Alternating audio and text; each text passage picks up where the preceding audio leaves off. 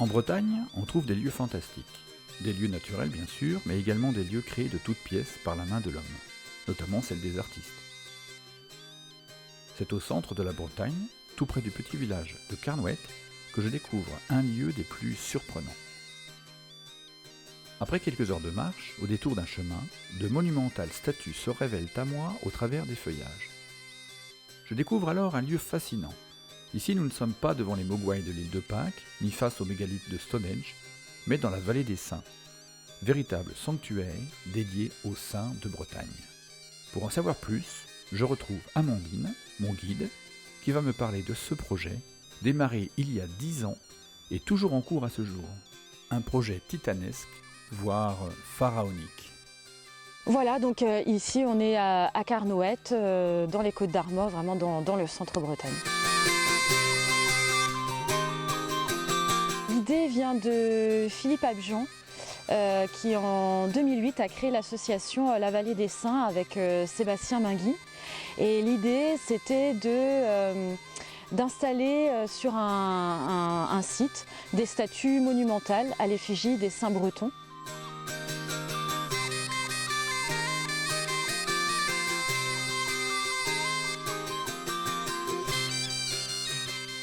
Donc toutes les statues sont faites en granit breton.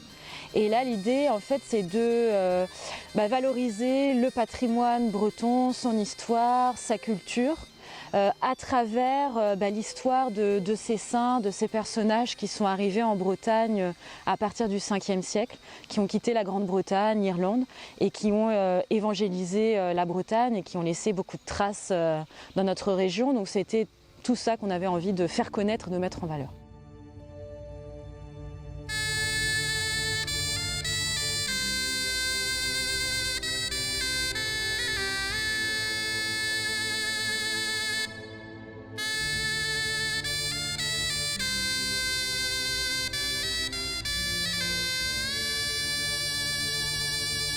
Donc à travers ces statues, on rappelle aussi toutes les légendes aussi qui se sont créées autour d'eux, toutes les traditions qui perdurent aussi aujourd'hui, les pardons, le trobraise aussi que Philippe Abjean a relancé dans les années 90. Ce sont des saints qui ont évangélisé la Bretagne, mais c'est vrai qu'à côté de ça, il y a beaucoup de légendes et ces statues aussi, à travers leurs différents attributs, illustrent, rappellent toutes ces légendes qui forment aussi la culture bretonne. Donc c'est ce qu'on raconte aussi ici.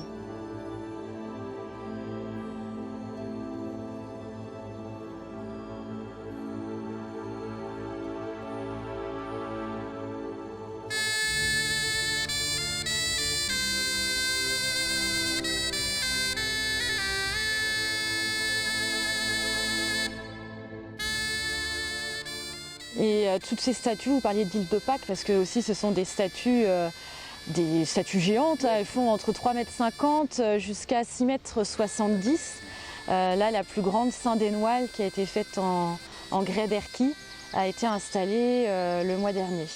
Il y en a qui viennent pour l'aspect légendaire, on l'a dit. Le fait aussi que ce soit des statues monumentales, donc il y a l'aspect artistique aussi bien sûr, l'aspect granit breton. Beaucoup de gens aussi viennent pour le côté spirituel. Il y a le côté historique aussi. Le côté géologique, il y a plein d'aspects comme ça, c'est ça qui est intéressant ici. C'est qu'il y a plein d'aspects, plein de paramètres de l'histoire bretonne qui sont mis en valeur et finalement chacun vient pour le côté qu'il a envie suivant sa propre sensibilité.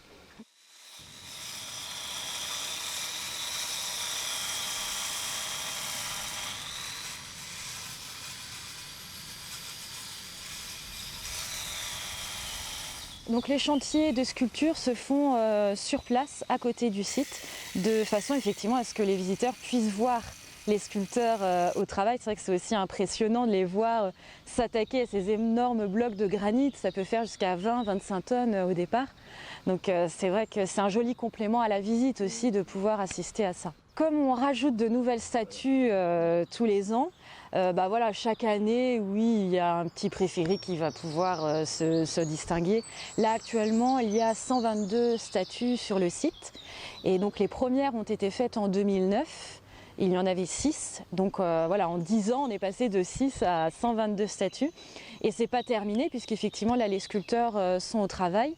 Et donc à la fin de l'année 2019, on en sera à 133 statues sur le site.